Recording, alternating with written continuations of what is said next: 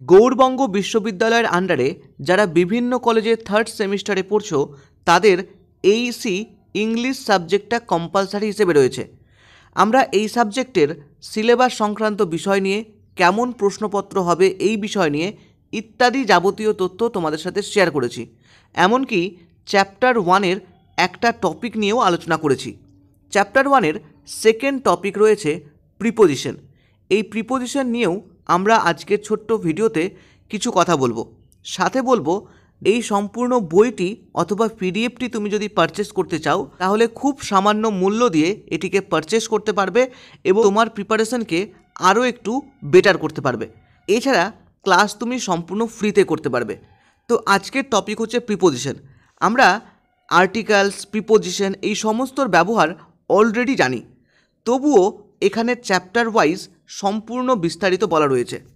যেমন প্রি শব্দের অর্থ পূর্ব এবং পজিশন শব্দের অর্থ অবস্থান, অর্থাৎ যে ওয়ার্ড নাউন বা প্রোনাউনের পূর্বে বসে সেই নাউন বা প্রোনাউনের সঙ্গে বাক্যের অন্যান্য ওয়ার্ডের সম্পর্ক স্থাপন করে তাকেই প্রিপোজিশন বলে। যেমন there is a cow in the field, এখানে যেমন ইন প্রিপোজিশন এবং কাউ ফিল্ডের মধ্যে একটা সম্পর্ক স্থাপন করছে এই ইন প্রিপোজিশন শব্দটি। তো প্রিপোজিশনের ব্যবহার রয়েছে, প্রিপোজিশন অনেক রকমের রয়েছে, তো তার কিছু ব্যবহার এই ভিডিওতে তোমাদের সাথে শেয়ার করব। যেমন অ্যাট, এই অ্যাট প্রিপোজিশনটি কোথায় কোথায় বসে? যেমন অবস্থান বোঝাতে নাম উল্লেখিত ছোট স্থানের আগে এই অ্যাট শব্দটি বসে। যেমন গ্রাম হতে পারে, এলাকা, মহল্লা, ছোট শহরের আগে অ্যাট বসে। যেমন অ্যাট লালবাজার, অ্যাট শিবপুর। এমনকি সময় বোঝাতেও অ্যাট বসে। যেমন I go to bed at 10 o'clock। আবার অবস্থা বোঝাতেও অ্যাট বসে।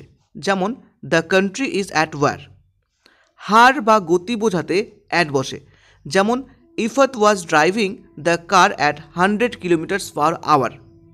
আবার দায়িত্ব বোঝাতেও অ্যাট বসে। যেমন you must repair it at your own cost. দূরত্ব বোঝাতে অ্যাট বসে। এরকম বিভিন্ন অ্যাটের নিয়ম রয়েছে। বয়স বোঝাতে অ্যাট বসে। দিক নির্ণয় করতে বা দিক বোঝাতে অ্যাট বসে। যেমন he pointed the gun at him. এরকম বিভিন্ন শব্দের আগে আমরা অ্যাট বসে থাকি। Next to preposition. এরকম প্রচুর প্রিপোজিশন রয়েছে এবং প্রচুর প্রিপোজিশনের ব্যবহার রয়েছে। কোনো স্থানে আসা বা যাওয়া বোঝাতে ওই স্থানের আগে টু বসে। যেমন he goes to school every day. He comes to Bangladesh in 1971। এরকমই প্রিপোজিশন আরও রয়েছে। ইন রয়েছে, ফর রয়েছে, বিসাইড রয়েছে, বাই রয়েছে। এরকম প্রচুর প্রিপোজিশনের ব্যবহার রয়েছে। তো এত ব্যবহার তো ছোট্ট ভিডিওতে বোঝানো সম্ভব না। এমনকি এই পিডিএফটিতে কীরকম প্রশ্নপত্র আসবে, কেমন ধরনের প্রশ্ন হবে ইত্যাদি বিষয় নিয়েও আলোচনা করা রয়েছে।